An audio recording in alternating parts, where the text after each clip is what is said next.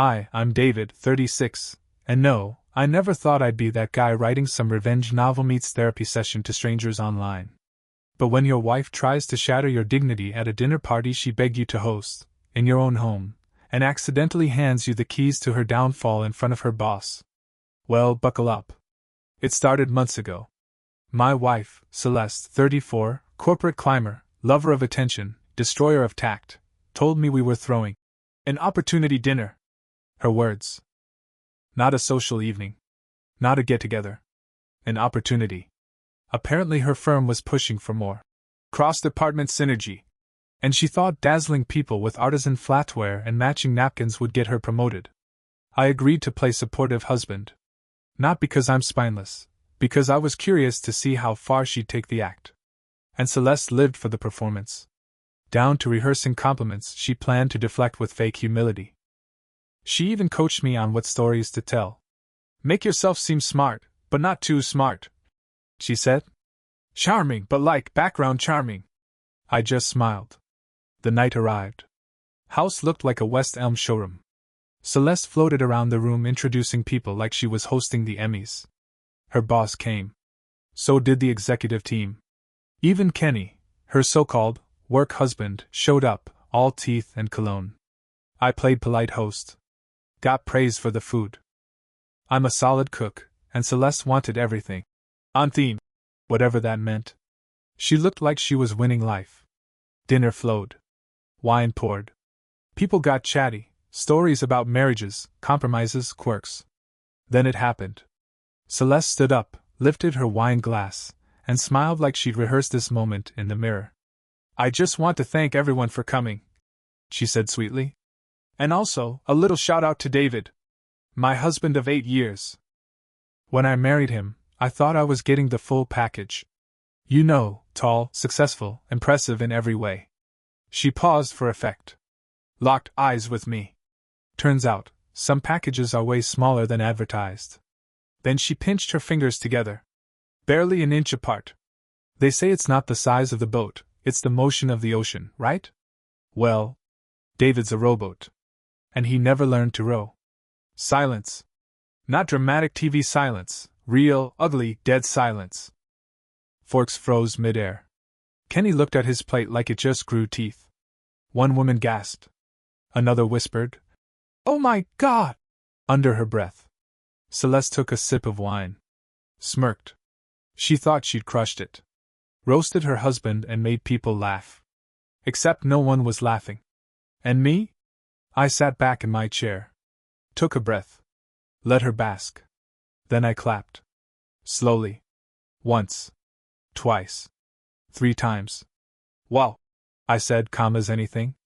8 years of marriage and all you've got is playground jokes. Good to know. You just saved me a ton of time. Her smile dropped. This marriage? I continued. Done. You don't respect me, and I don't live with disrespect. You could have heard a pin drop. Her boss blinked like he just realized he was in an HR liability. Kenny turned pale. One of the wives coughed awkwardly. Celeste stood frozen, wine glass trembling slightly. I stood. Smiled at the room. Thanks for coming, everyone. Drive safe. And just like that, the night cracked in half. By 9:30, the house was a graveyard of awkward energy. Plates still had food on them. Napkins half folded. Wine glasses barely touched. No one wanted dessert. Celeste stood in the middle of our pristine living room like a ghost who hadn't realized the party was over. I didn't say another word. I just cleared dishes. Put on gloves. Started scrubbing like she didn't exist. That, by the way, is the one thing she really can't stand. Not anger, not yelling, not confrontation. Silence. Indifference. She stormed upstairs eventually, throwing a "You're so dramatic" over her shoulder. Sure. I'm dramatic. For not laughing while you mocked my manhood in front of your senior VP and the guy you're sleeping with. I didn't follow her. I didn't even flinch. I sat in the living room and stared at the glow of my phone, not doom scrolling, not texting buddies, just sitting with it. Then the screen lit up with a number I didn't recognize. Your wife humiliated you tonight. Mine's been sleeping with her for months. Want proof? I stared at it. No emojis. No punctuation fluff. Just a message loaded like a shotgun. I texted back, "Who is this?" "Tiana. Kenny's wife. We need to talk. Tomorrow. 9 a.m., Cafe Montego. I'll bring everything." And just like that, Celeste's little performance art piece officially transformed from humiliation to high-stakes chess. The next morning, I came downstairs to find her in a silk robe, humming like she was in a coffee commercial. She sat across from me, fake brightness dialed to 10. "So, about last night?" I didn't answer. I just stirred my coffee. She kept going.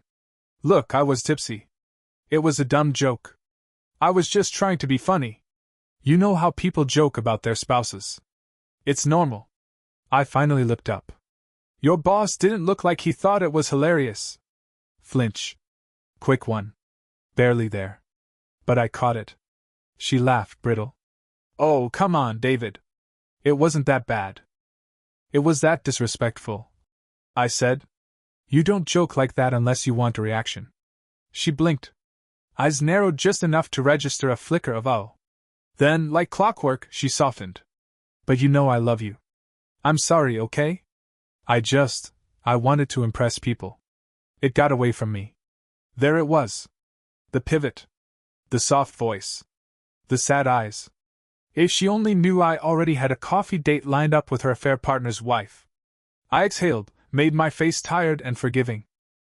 Maybe I overreacted. Her shoulders dropped. Relief. Fake warmth spread across her face like butter that didn't quite melt. "Thank you," she whispered. "I knew you'd understand." I smiled back. "Yeah, I understand. I understand you think you've won. That I'm gullible. That I'm broken. That I'm scared of being alone. And that's what made this next part so satisfying. Because by the time I walked into that cafe the next morning, I was no longer just a guy with a bruised ego. I was the beginning of Celeste's very calculated end. Tiana didn't look like a woman unraveling. She looked ready. Not puffy-eyed. Not rage-drunk. Just precise. Hair pulled back, blouse crisp, eyes sharp. She sat in the corner of Cafe Montego like she owned the lease. No makeup pity mask. No drama. Just purpose. I slid into the chair across from her.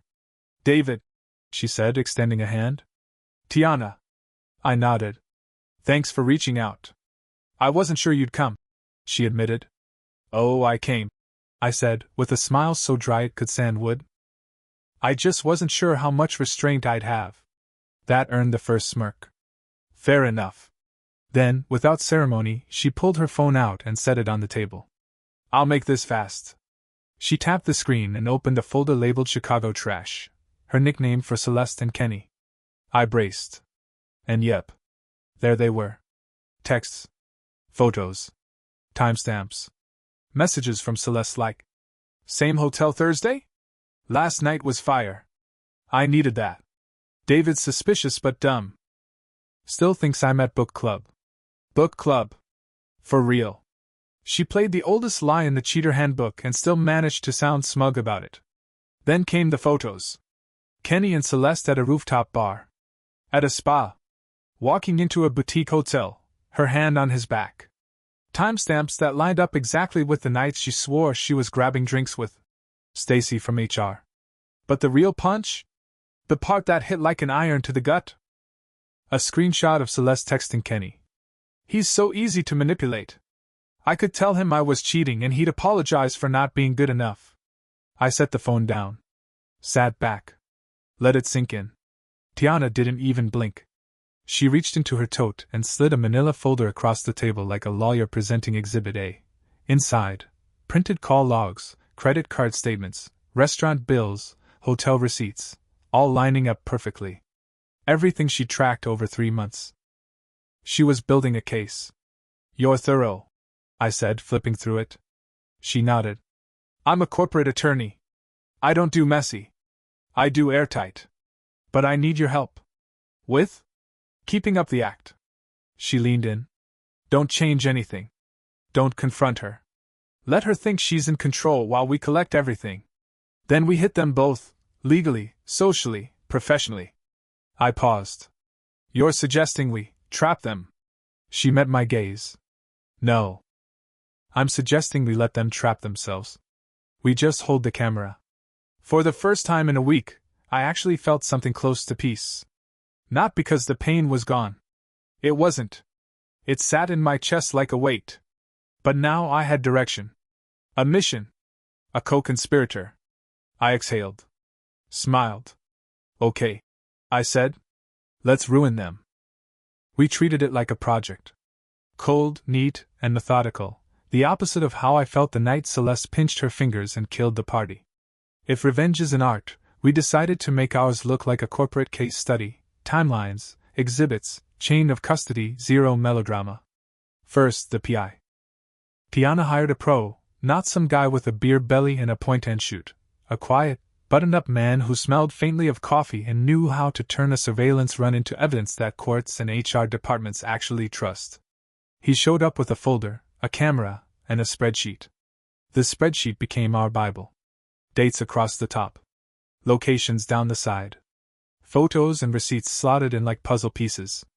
Every hotel check-in, every card swipe, every. Same hotel Thursday? Tex got a cell in that spreadsheet and a name on the chain. Tiana handled the legal scaffolding.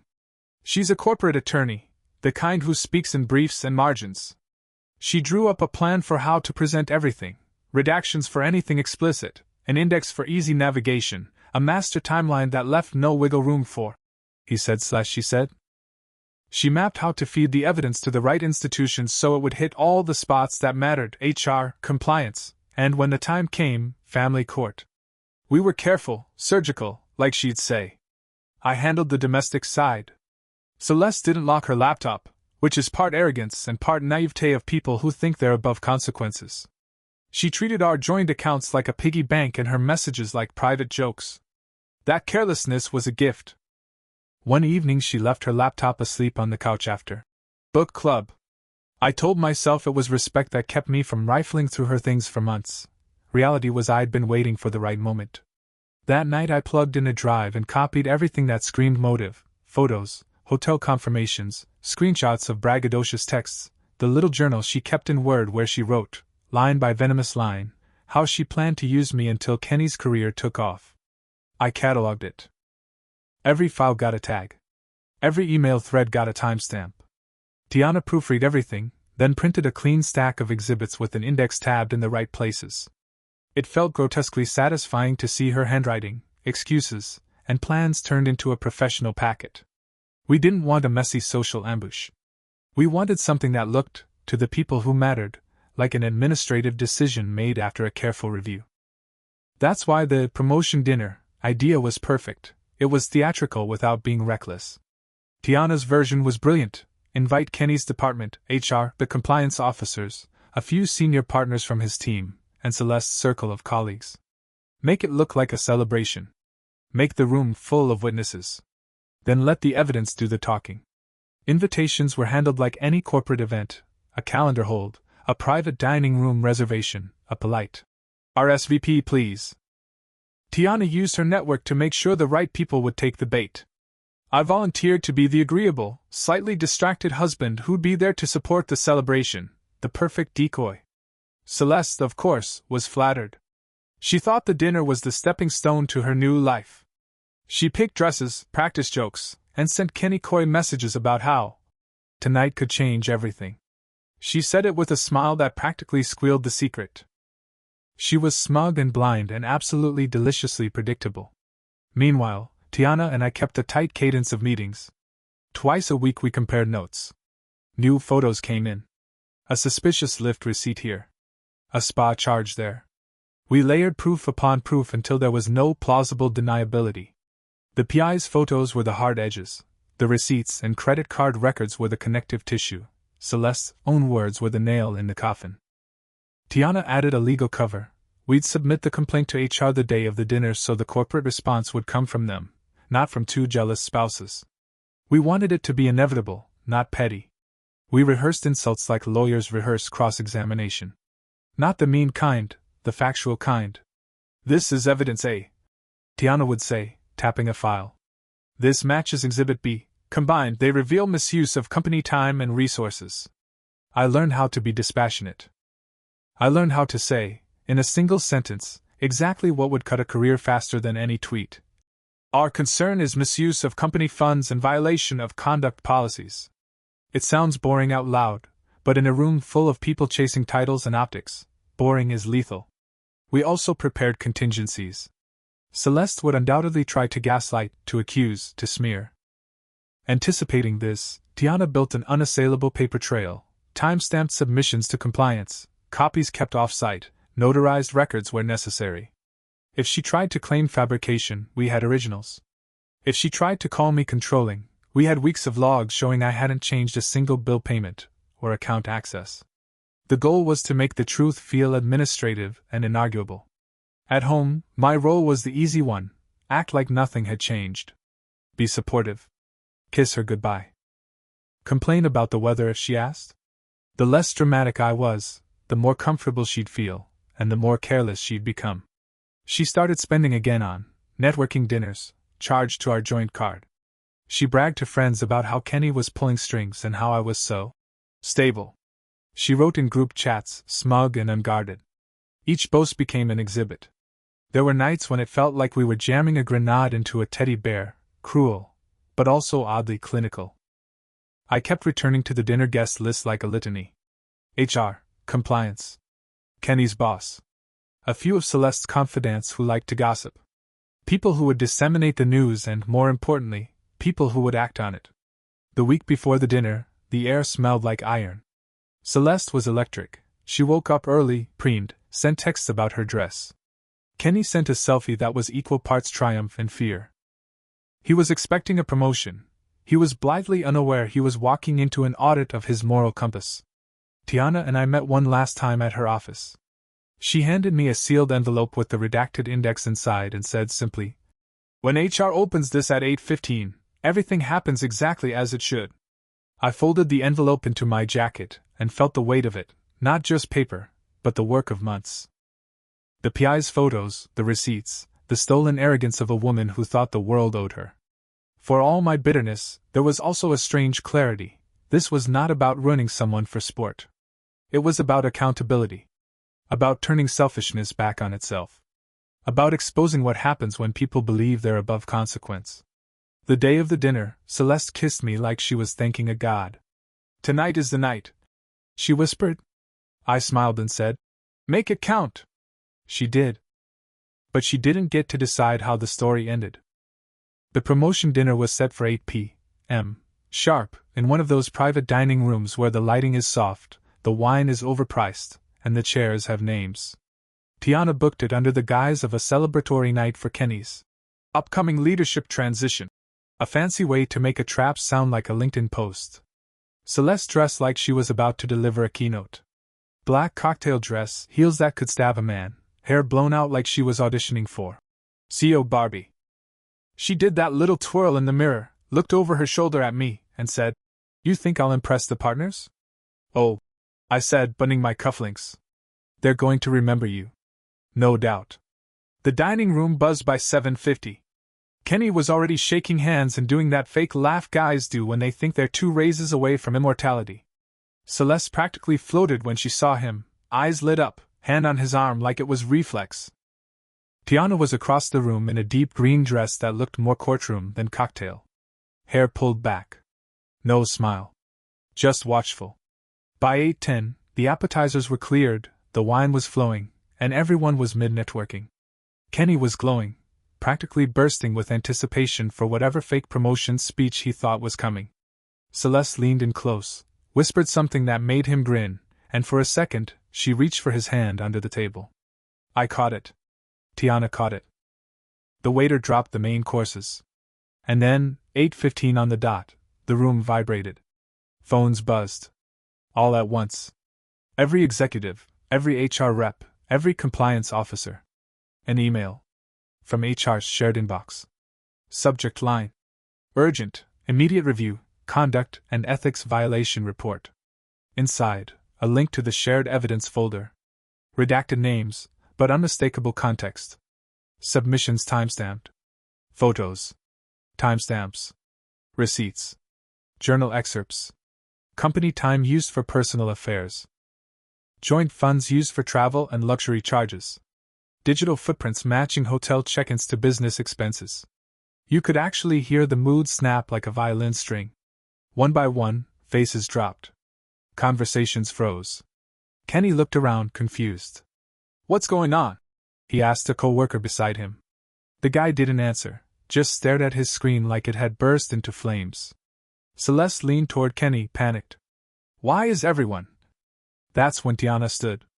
No dramatic slam of the table. No shouting. Just calm, courtroom-grade projection.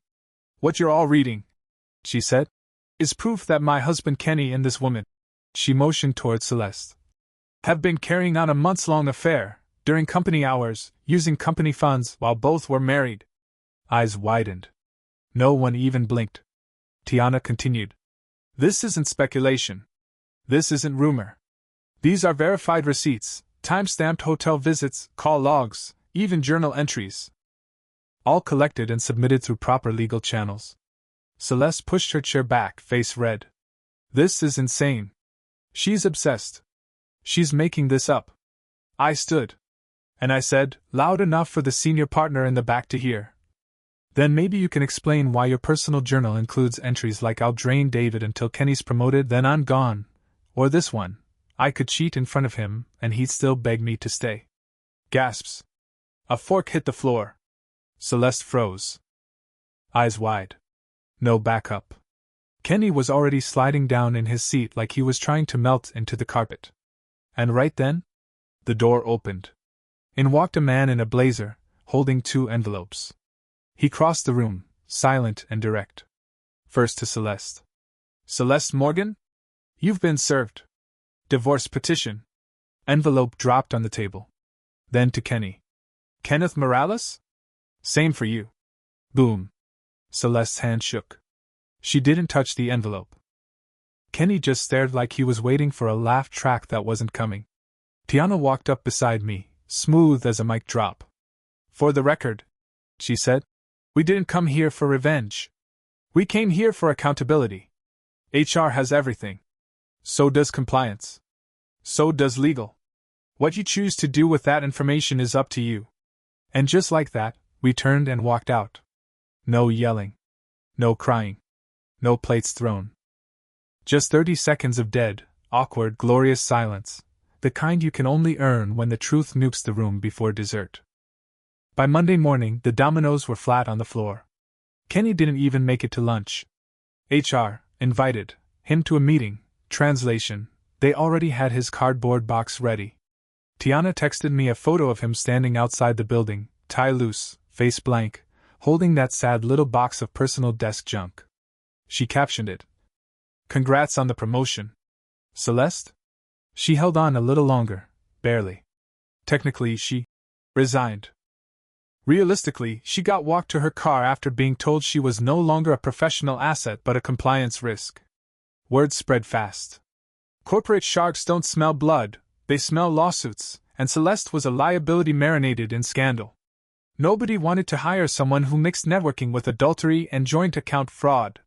She tried applying elsewhere. But every firm she reached out to already knew. She got blacklisted so quietly and so thoroughly, you'd think she'd written, "I self-destruct on contact," on her resume. Her fantasy life collapsed. She ended up doing temp admin work at a boutique startup she used to mock. Literally a place she once called gentrified Etsy with email. Now she was making coffee runs for 20-somethings who thought Slack was the peak of innovation.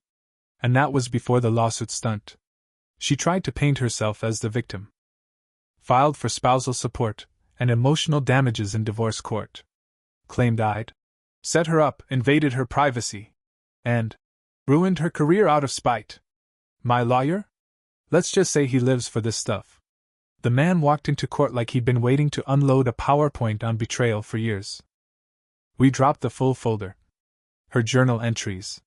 Explicit texts. Hotel records. Misused joint finances. Surveillance photos. Even screenshots where she literally laughed about manipulating me. The judge didn't even blink. Case dismissed. No support. No damages. Not even a pat on the head. Celeste left that courtroom shaking, not in fear, in disbelief. like the world had somehow betrayed her for expecting consequences. Meanwhile, Kenny? He and Celeste tried playing house for a bit after the fallout. Two unemployed cheaters trying to build a life out of shame and Uber Eats. It didn't last. Neighbors started reporting loud fights. One caught a full-blown screaming match in the parking lot on video. Celeste was yelling that he'd ruined her life. And Kenny, red-faced, snapped, "You weren't even worth it." That video leaked online. The internet did what it always does, memed them into oblivion. One of the top comments was, "Imagine blowing up 2 marriages and 2 careers for someone who doesn't even hold the camera steady." Kenny moved back in with his parents in the suburbs. Celeste couch-surfed for a while. Their new life looked a lot like a burned bridge and a shared bottle of regret. Tiana and I? We stayed in touch. Not romantically, just allies. 2 people who survived the same fire, helping each other collect the insurance. She started seeing someone new. So did I. A woman who didn't see me as a ladder or a wallet or a placeholder for someone flashier. My new life was clean. Calm. Balanced. I got promoted again. Bought a downtown condo with a skyline view and a sound system I never had to turn down out of fear someone would say, "Could you just not tonight?" I hit the gym. Traveled. Built a life that didn't feel like walking on eggshells inside my own house. And then, just when I thought it was over, Celeste went nuclear. It started small. A note under my door. "You ruined my life. This isn't over." Then block number calls in the middle of the night. Breathing. Sobbing. Sometimes whispering, "I made you." It was pathetic, but I logged it. Sent it all to my lawyer. Still, I thought she'd burn out eventually. I was wrong. One Friday night, I was cooking dinner with my girlfriend. Simple stuff. Steak and potatoes. She poured wine. Music played low. The balcony door was cracked open. Then came the pounding. Not knocking, pounding. I opened the door and there she was, Celeste. Hair frizzed, eyes wild, wearing clothes that looked like she'd slept in them for 3 days. She pushed past me before I could react, stormed into the living room. "You ruined me!" she screamed, spinning to face me. I didn't move. Just closed the door and leaned on it. "No, Celeste. You ruined you. You cheated. You lied. You torched your own life." She was shaking, eyes locked on mine, mouth twisted. Then she screamed, "You don't get to win!" and pulled out a plastic bottle from her purse. Before I could register it, she threw the liquid. It hit my arm. Sharp. Burning. Like a fire under my skin. I didn't yell. I didn't flinch. I grabbed a towel with one hand, pressed it to the burn, and moved. Fast. Pinned her wrist. Held her to the wall. "Call the cops," I said to my girlfriend calmly. She did, on speaker. Celeste thrashed. Cursed. Rambled about how I deserved it. When the cops arrived, she was still screaming. They cuffed her while she yelled about conspiracies and revenge and how he made me this way. Didn't matter. Prison time. Not county. Not probation. Actual, you screwed around and through corrosive chemicals prison. The judge didn't blink at her tears. And me? I sat in the back of that courtroom. Bandaged arm.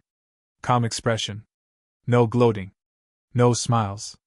Just watching justice deliver itself. My life moved forward. The scar on my arm faded. But I don't cover it. It's not shame. It's a receipt. A reminder that the quiet ones aren't always weak. That dignity isn't the same as passivity. That silence can be the sharpest blade in the room. Celeste? Gone. Kenny? Broke. Me? I'm thriving. They called me a rowboat once. Turns out, rowboats don't sink. They outlast the storm.